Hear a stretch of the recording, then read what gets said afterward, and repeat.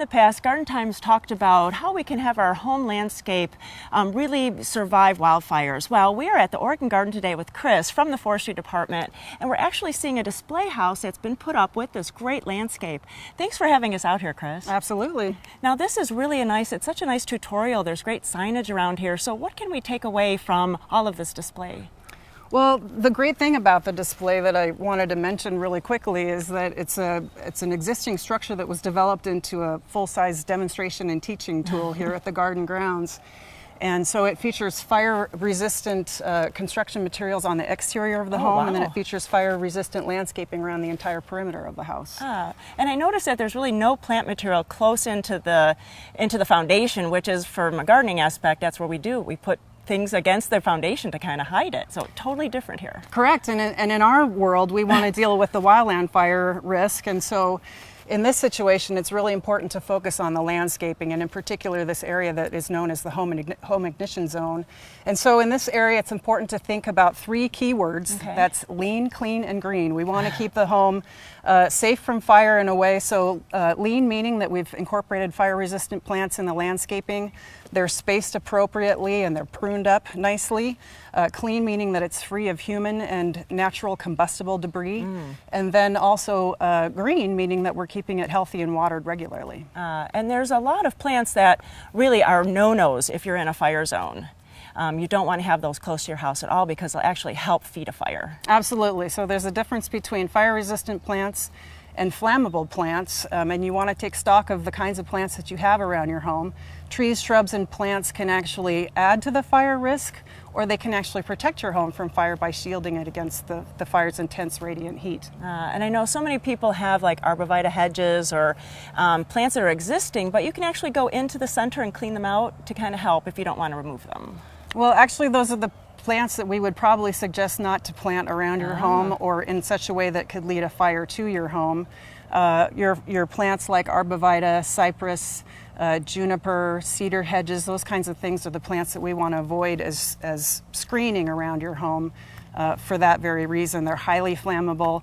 Flammable plants have that capacity to really torch if they're right next to your home. So then what would be a good guy? This looks like a pretty nice one next to you. Absolutely. This is a native red osier dogwood, and this is the type of plant that is a fire-resistant plant. We like it because fire-resistant plants have typically green, moist, supple leaves from the top of the plant to the bottom. They're loosely branched so that you don't get a lot of leaf accumulation or dry, dead material inside the plant. And then also, these types of plants have clear, watery sap in them, so these types of plants don't add to the fuel load and therefore the fire's intensity. And it's a great plant. We love it. It has beautiful fall color. In the wintertime, nice stems, so we like this one too. Absolutely, and the fact that it's being native, it adapts better to the temperature fluctuations here in Oregon. You don't have to water it as much in the summertime. Oh, that is great. Well, we're going to take a little walk around the other side of the house and show you another view and some more ideas. Let's go see. All right. Chris, as we were walking over, I noticed that there's screening underneath the deck, and so what is that for? We put screening up around the deck. We call it screening or skirting, and we want to have that there to prevent leaf debris, natural debris from accumulating underneath the deck. Yeah, never would have thought about that. And then this area is kind of different, and I see that the trees limbed up. So what's going on in this plot here? So it's important to take a look at your plants as potential fire ladders. And fire ladders meaning that your plants of different heights can be arranged in such a way that if ignited, they can act like a ladder. They can carry fire from the low ground fuels to the shrub level and then up into the canopy where it ultimately could reach your home. So we want to think about vertical space, creating vertical space between the low plant fuels and the lowest limbs here on the tree, so that if a fire does come along, it can't get up into the tree and do damage. And it's a little bit harder for us as firefighters to control a canopy fire. So really, when you're at your home, you really have to look at many different spaces, many different planes, because it's not all just one dimension. Absolutely. I think when you're really talking about landscaping close to the home, I think a good rule of thumb, again, is to think lean. You want to have plants that are low to the ground, sufficiently spaced apart so that you're breaking up that continuous fuel load, so that if a fire does come through, basically you've got low flame heights or low flame lengths, and the fire has nowhere to go. Chris, the key point here is that wildfire can be preventable. Absolutely. Home ignitions can be preventable. You know, fire is the one natural disaster where we have the power to affect the outcome.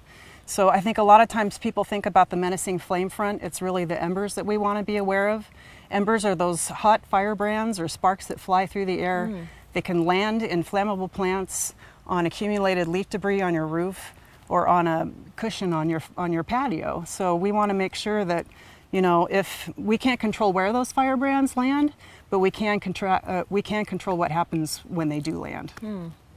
Well, you know, this is a great place to come. If you want to have more information, you come to the Oregon Garden, and there's tutorials around. There's a lot of plaques to explain what's exactly going on in this.